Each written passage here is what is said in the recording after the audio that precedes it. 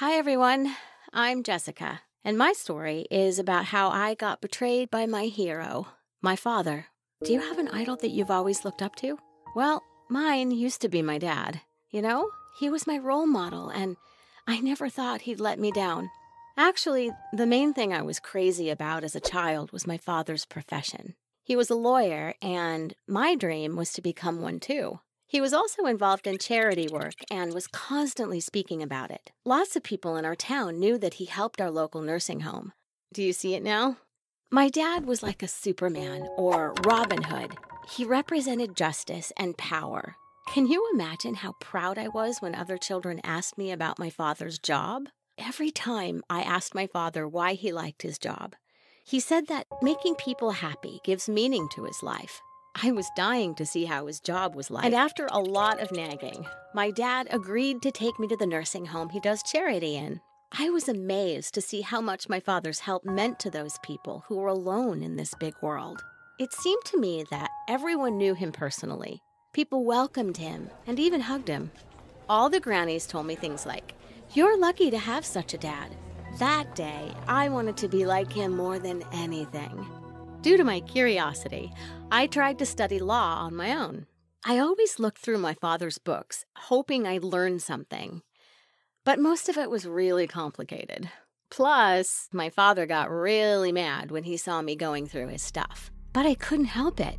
One time, I was interested to learn more about his charity work. He was just a stickler for paperwork. Everything was in its place, so it wasn't hard to find what I needed. I just took a file folder named Nursing Home and started reading a random paper from it. I just couldn't believe my eyes. The first thing I thought was, "You gotta be kidding me.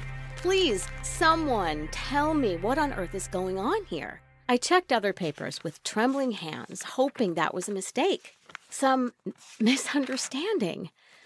Oh crap, it wasn't. I was shocked to discover that my father was hiding a big secret. When my father got home, I was totally out of control. He wondered why I was acting strange. I showed him the reason. The thing was that relatives of elderly people asked him to draft their wills so they could get all the money. And of course, the poor elderly just signed and had no clue what they were doing. And my dad got a fat cut out of it. His percentage for such a dirty job was quite a sum.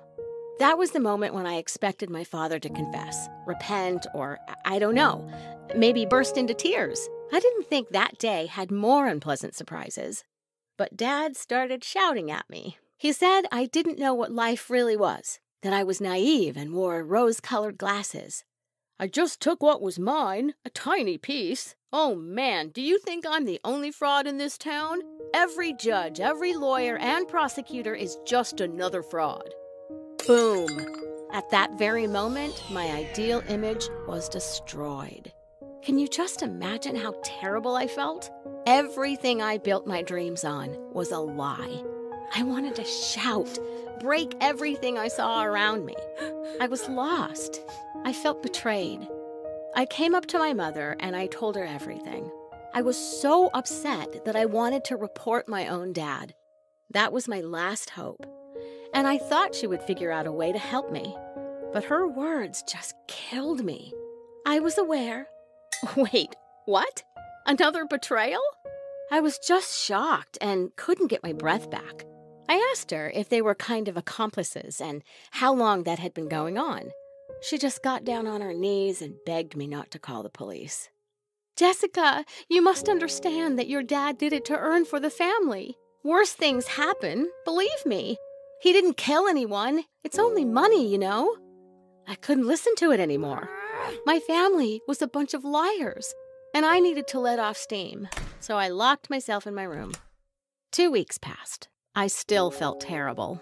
I was avoiding my parents in my own house. I couldn't talk to them or even look them in the eyes. Until one day, I heard a knock on the door. Then I heard my dad and some unfamiliar female voice. I went to the door, and I saw a skinny woman. Her eyes were red in tears. She begged my father to help her. I decided to stay and listen. She said that she was financially dependent on her father, She had no doubt he would leave her all his money, but something really strange happened. It was written in the will that all the savings would go to her uncle. It didn't make any sense. She knew my dad was the lawyer who did the will, and she came to ask for his help. My dad said she was insane and asked her to go away. But I live on the streets now. Please help me. If you don't want to help me, help my little children. They can't even go to school now. We're just beggars. She caught hold of my dad's hands, falling on her knees. But everything he did was pushing her away. If you don't get out of here, I'll call the police. Still, she wouldn't go away. She just repeated, please, I'm begging, please. Anyone would pity her, but not my dad. He really called the police. When they came, the woman was very frightened. She said she didn't mean any harm and wasn't guilty. She just wanted to find some help. My heart was racing when I looked at my father's eyes. Oh man, he felt absolutely nothing. He was so calm. That was the last straw. I couldn't bear it. I broke down. Officer, this man is who you should arrest, not this poor woman. She didn't do anything wrong. The officer was surprised and couldn't understand what was going on. Please take me to the police station so I can tell you everything. This man is my father, and he's a fraud. I have proof. My father looked at me shocked. It was a look that I'll never forget. But my will to stop him at his place was stronger than anything. They took my father, and I went with them to submit my testimony. I told them everything I know.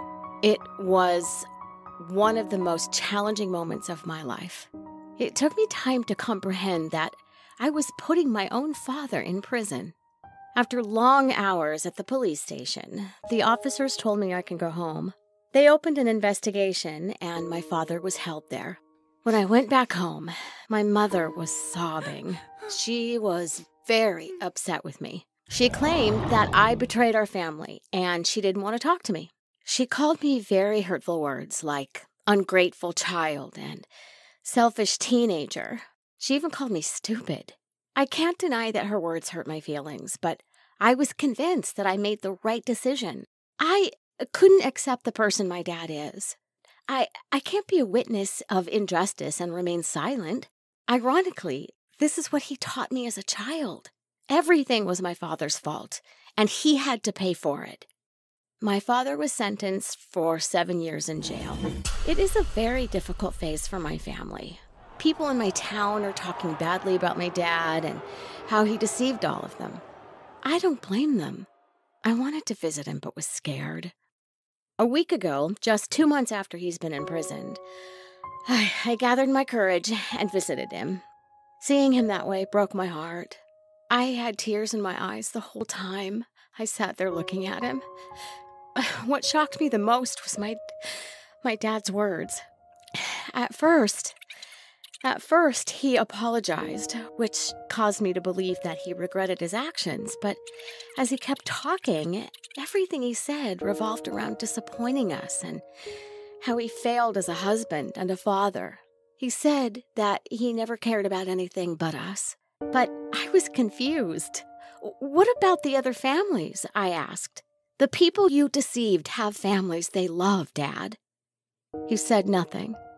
I was disappointed even more. My philanthropist hero was nothing like I imagined. It broke my heart. But I guess it made me realize that some people never change. So yes, I am the girl who sent her own father to jail. I don't know what you think of me, but regardless of everything, I still have no doubt I've done the right thing. I still want to become a lawyer someday, because I'm motivated to achieve justice no matter what.